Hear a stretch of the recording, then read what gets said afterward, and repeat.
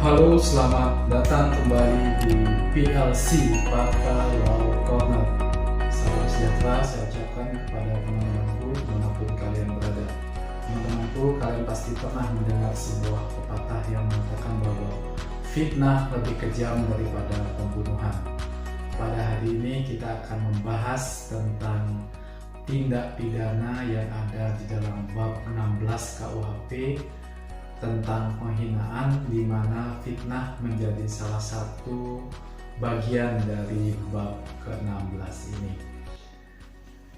Membahas mengenai penghinaan, maka kita harus mengetahui terlebih dahulu pengertian penghinaan secara umum, di mana penghinaan adalah menyerang kehormatan atau nama baik seseorang, yang mana akibat serangan tersebut orang yang dihina menjadi malu. Nah, di dalam bab ke-16 KUHP ini ada 6 bagian besar dari tindak pidana yang tercantum di dalamnya, yaitu yang pertama mengenai menista yang diatur di dalam pasal 310 ayat 1 KUHP. Yang kedua adalah menista dengan surat yang diatur di dalam pasal 310 ayat 2 KUHP. Yang ketiga mengenai memfitnah yang diatur di dalam pasal 311 KUHP. Yang keempat adalah mengenai penghinaan ringan yang diatur di dalam pasal 315 KUHP. Yang kelima adalah mengenai mengadu secara memfitnah yang diatur di dalam pasal 317 KUHP. Dan yang terakhir adalah menuduh secara memfitnah yang diatur di dalam pasal 318 KUHP. Pada kesempatan kali ini kita akan membahas satu demi satu tindak pidana sebagaimana yang saya sebutkan tadi, dengan mengkaitkannya antara satu pasal dengan pasal yang lain. Mari kita saksikan. Pasal 310 ayat 1 KUHP menyebutkan bahwa barang siapa dengan sengaja menyerang kehormatan atau nama baik orang dengan jalan menuduh dia melakukan suatu perbuatan dengan maksud yang nyata untuk menyiarkan tuduhan itu supaya diketahui oleh umum, karena bersalah menista orang, dipidana dengan pidana penjara selama-lamanya 9 bulan atau denda sebanyak-banyaknya Rp4.500. Nah, untuk dapat menuntut seseorang berdasarkan pasal ini, haruslah orang tersebut telah melakukan suatu kata-kata penghinaan, yang mana di dalam kata-kata penghinaan itu terselip suatu tuduhan yang tuduhan seolah-olah orang yang dituduh itu telah melakukan suatu perbuatan tertentu, dan maksud dari orang yang menuduh itu adalah agar perbuatan itu diketahui oleh umum atau orang banyak. Perbuatan yang dituduhkan di dalam pasal 310 ayat 1 KUHP ini tidaklah harus bahwa perbuatan itu merupakan perbuatan pidana. Namun bisa juga bahwa perbuatan itu hanyalah perbuatan biasa, namun perbuatan biasa itu bisa membuat malu dari orang yang dituduh. Contoh bahwa perbuatan itu merupakan perbuatan pidana, misalnya menuduh seseorang telah melakukan pencurian atau menuduh seseorang telah melakukan suatu perzinahan. Namun mengenai tuduhan bahwa tuduhan itu merupakan suatu tuduhan yang bukan merupakan perbuatan pidana, contohnya adalah menuduh seseorang laki-laki dalam hal ini telah bersama dengan seorang wanita di suatu tempat atau di suatu hotel. Nah, tuduhan-tuduhan seperti ini adalah tuduhan yang biasa atau bukan merupakan tindak pidana, namun bisa membuat malu dari orang yang dituduh. hal lain yang saya tegaskan di dalam pasal 310 ayat 1 KUHP ini adalah bahwa tuduhan itu haruslah dilakukan secara lisan. Karena apabila tuduhan itu dilakukan secara tertulis atau melalui dalam bentuk gambar yang walaupun disiarkan di suatu tempat yang bisa dilihat oleh orang banyak, namun pasal 310 ayat 1 KUHP ini tidak bisa disangkakan kepada si pelaku, karena yang tepat dalam hal ini disangkakan kepada pelaku yang menuduh orang lain itu adalah pasal 310 ayat 2 KUHP, yaitu menista dengan surat. Yang dimaksud dengan menyiarkan tuduhan itu agar diketahui oleh umum tidak semata-mata bahwa tuduhan itu harus dilakukan di suatu tempat umum.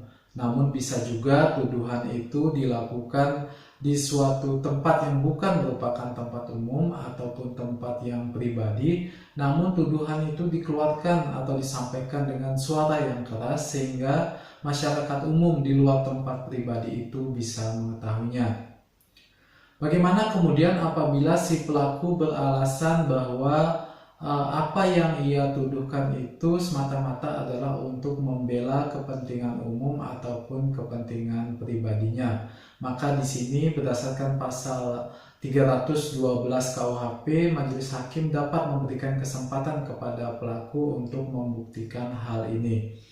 Yang dimaksud dengan membela kepentingan umum adalah apabila si pelaku melakukan suatu tuduhan kepada seseorang karena seseorang itu telah melakukan kesalahan atau kelalaian-kelalaian yang berulang yang dapat merugikan kepentingan umum, sehingga mau tidak mau si pelaku harus menyiarkan tuduhan tersebut agar masyarakat waspada kepada orang yang ia tuduh dan agar kepentingan umum tetap terjaga.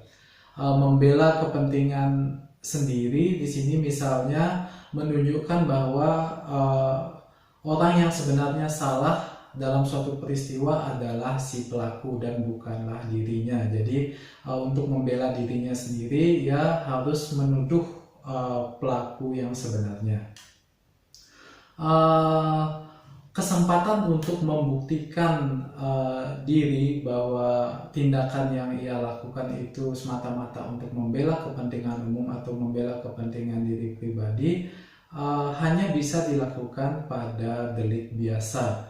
Sedangkan pada delik aduan,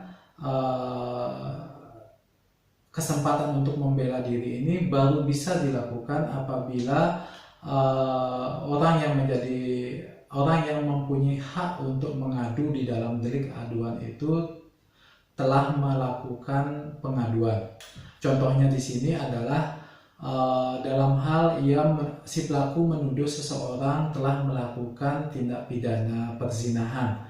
Maka di sini si pelaku baru bisa membuktikan bahwa itu benar atau salah apabila korban dari tindak pidana perzinahan itu sendiri melakukan pengaduan. Namun apabila belum melakukan pengaduan, maka ia tidak bisa membuktikan bahwa, atau ia tidak bisa diberikan kesempatan untuk membuktikan bahwa tindakannya tersebut benar atau salah. Kemudian bagaimana dalam hal ia ternyata bisa membuktikan bahwa tindakannya itu benar? Maka berdasarkan pasal 310 ayat 3, si pelaku tidaklah dapat dipidana. Namun apabila kemudian ia ternyata tidak bisa membuktikan bahwa tindakan yang ia lakukan bukanlah untuk membela kepentingan umum atau kepentingan dirinya, dan ia tidak bisa membuktikan bahwa tuduhannya itu adalah tuduhan yang benar, maka si pelaku tidak lagi dapat dipidana berdasarkan pasal 310 ayat 1. Namun si pelaku dapat dipidana berdasarkan pasal 311 ayat 1 mengenai tindak pidana memfitnah. Yang dimaksud dengan tindak pidana memfitnah di dalam pasal 311 ayat 1 adalah barang siapa melakukan kejahatan mencemar atau mencemar dengan surat dalam ia diizinkan membuktikan kebenaran tuduhannya itu, Karena bersalah memfitnah, ia dipidana dengan pidana penjara selama-lamanya 4 tahun jika ia tiada dapat membuktikan kebenaran itu, dan jika tuduhan itu dilakukannya sedang diketahuinya tidak benar. Maka di sini si pelaku sekali lagi dapat dipidana dengan tindak pidana memfitnah. Setelah membahas mengenai tindak pidana menista dengan surat, dan tindak pidana memfitnah, maka akan kita lanjut dengan tindak pidana penghinaan ringan.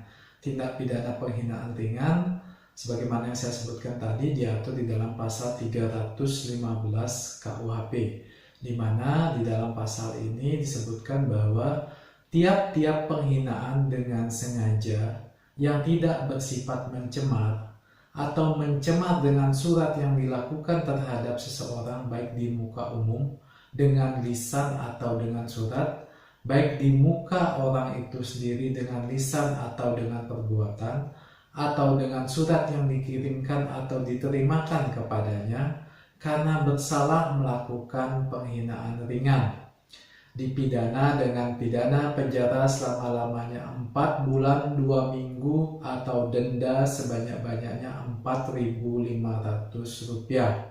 Lalu apa bedanya pasal 310 dan 311 dengan pasal 315 ini?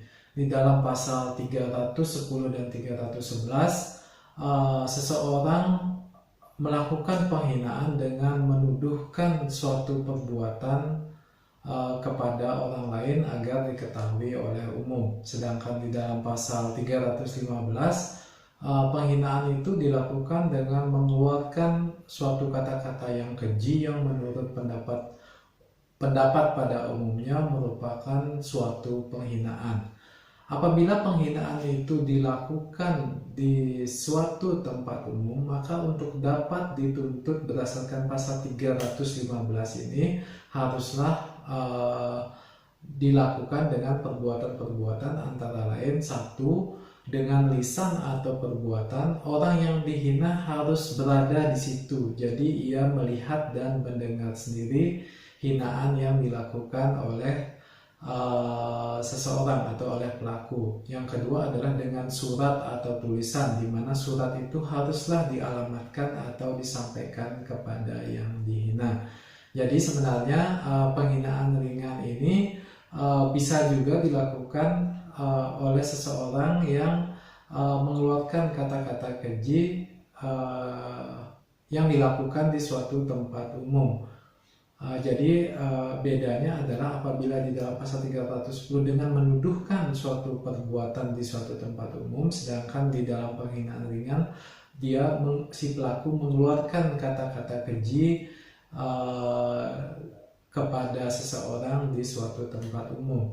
Apa yang dimaksud dengan kata-kata keji ini? Kata-kata keji ini adalah suatu kata-kata yang tidak baik atau kata-kata jahat yang mungkin berbeda-beda antara tempat yang satu dan tempat yang lain mengenai pengertiannya. Contoh umpamanya kata bajingan menurut bahasa Indonesia tentu saja merupakan kata yang bermakna konotatif, sehingga kata bajingan ini apabila dikeluarkan oleh seseorang, maka dikeluarkan oleh seseorang kepada orang lain, maka kata ini bisa masuk di dalam makna penghinaan ringan. Penghinaan ringan ini bisa juga dilakukan dengan melakukan perbuatan-perbuatan yang menurut adat istiadat adalah perbuatan-perbuatan yang menghina. Contohnya adalah seperti memukul, ikat kepala seseorang yang menurut adat istiadat ikat kepala itu merupakan sesuatu yang sakral, ataupun memegang kepala seseorang ataupun meludahi seseorang, maka di sini pun masuk di dalam kategori penghinaan ringan.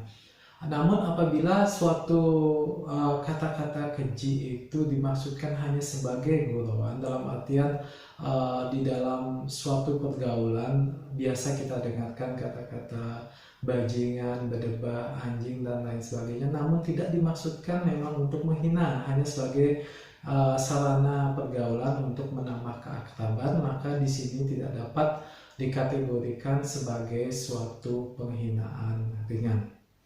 Kemudian kita lanjut kepada perbuatan atau tindak pidana lainnya di dalam bab ke-16 tentang penghinaan ini, yaitu mengenai pengaduan dengan memfitnah.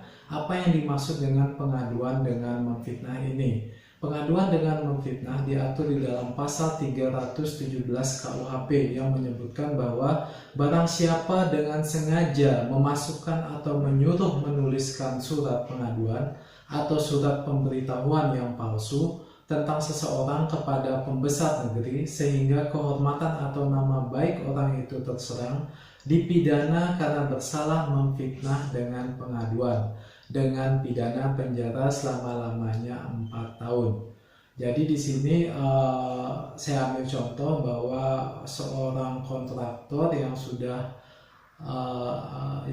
melakukan pekerjaan dengan baik ternyata dilaporkan oleh orang lain kepada pihak kepolisian ataupun kejaksaan bahwa si kontraktor ini telah melakukan markup harga ataupun telah melakukan pengurangan volume dalam pekerjaannya, padahal ia tidak melakukan hal tersebut. Maka kontraktor ini bisa melaporkan balik orang yang mengadukannya itu berdasarkan pasal 317 KUHP. Untuk dapat dituntut berdasarkan pasal 317 KUHP ini, maka disyaratkan bahwa si pengadu itu haruslah benar-benar mengetahui bahwa apa yang diadukannya itu adalah tidak benar dan semata-mata hanya ia lakukan untuk menyerang kehormatan seseorang. Sedangkan suatu pengaduan yang dilakukan karena pemberitahuan yang keliru atau kurang benar atau tidak disengaja, maka pengadu ini tidak dapat dihukum berdasarkan pasal ini. Akhirnya kita akan membahas terkait tindak pidana yang menjadi bagian terakhir dari tindak pidana penghinaan di dalam bab ke-16 KUHP, yaitu mengenai tindak pidana menuduh dengan memfitnah sebagaimana yang diatur di dalam pasal 318 ayat 1 KUHP. Pasal ini menyebutkan bahwa barang siapa sengaja dengan sesuatu perbuatan menyebabkan orang lain dengan palsu tersangka membuat tindak pidana, dipidana karena bersalah memfitnah dengan perbuatan dengan pidana penjara selama-lamanya 4 tahun.